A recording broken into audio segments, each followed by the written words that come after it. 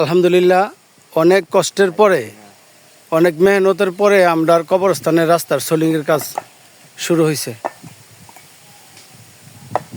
এই যে আজকে সোলিং করতেছে। হ্যাঁ, তোমরা সবাই এটার দিকে একটু খেয়াল রাখো। তোমরা গ্রুপের যারা প্রধান আছো, তোমরা একটু খেয়াল রাখো। এখানে খরচাপাতির ব্যাপারেও একটা বিষয় আছে, এটা আমরা তোমাদেরকে জানাবো। ওই আমার হাবিব কাকা এইটার তত্ত্বাবধানে সব কিছু করছে। কাকার কিছু বলেন আপনি। আসসালামু আলাইকুম রহমতুল্লাহ। সম্মানিত এলাকাবাসী, আপনাদেরকে সর্বপ্রথম সালাম দিলাম এবং আপনাদের সুস্বাস্থ্য কামনা করি আল্লাহর কাছে।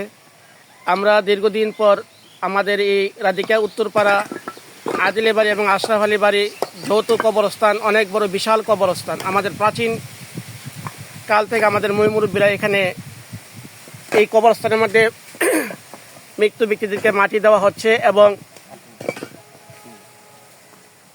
এবং বিভিন্ন দূর দূরান্ত থেকে অনেক মানুষ যখন মারা যায় তখন এই কবরস্থানের মধ্যে তাকে কবর দেওয়া হয়।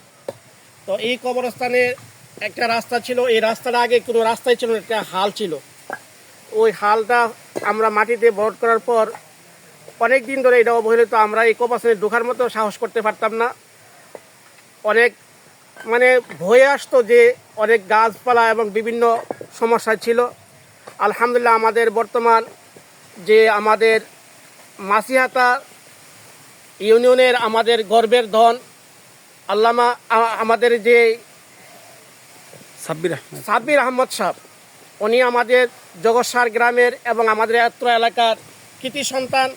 আমরা ওনাকে দুঃখে সুখে এবং গরিব দুঃখীদের সহায়তায় ওনাকে সর্বসময় আমরা যখন ডাক দিই তখনই আমরা ওনাকে পাই এবং ওনার সহযোগিতা আমরা অনেক কাজ করতে পারি। আলহামদুলিল্লাহ, ওনার উদ্যোগেই আজকে এই আমাদের রাধিকা উত্তরপাড়া যে বিশাল কবরস্থানের রাস্তার কাজ শুরু হচ্ছে। এখানে ব্যয়বহুল কাজ শুরু হচ্ছে।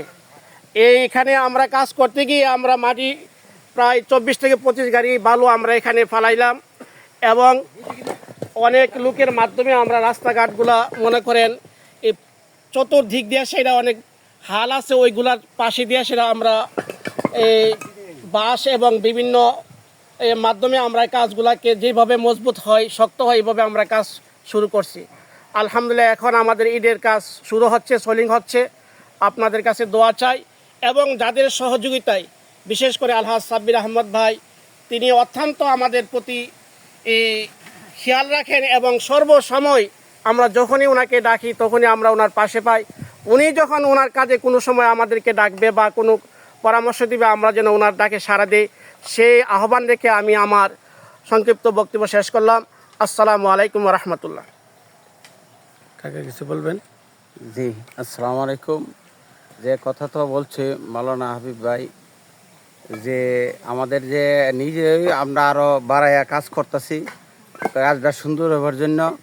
তো আমাদের ভালোর কথা তো বলছে, আরও ভালো লাগবো। তেজ গাড়ির কথা বলছে, অনেক গভীরা ছিল। আর আমরা এই যে লেবারও লাগতেছে, যে হালও ওই দিক দিয়ে আছে, এই দিক দিয়ে সাইডেরও আমরা খুব আছি, তার জন্য অনেক টাকা পয়সা লাগতেছে। যারা আমরা আশেপাশে আছি গুরুস্থানে এবং জায়গার মালিক যারা, তো সুবিধা হইতেছে। আমরা যেমন ইনশাল্লাহ তাদের সবাই আমরা সাথে একটু সহযোগিতা করবেন, না হইলে আমাদের খুব একটা সমস্যা হয়ে দাঁড়াবো ইনশাল্লাহ। আসসালামু আলাইকুম।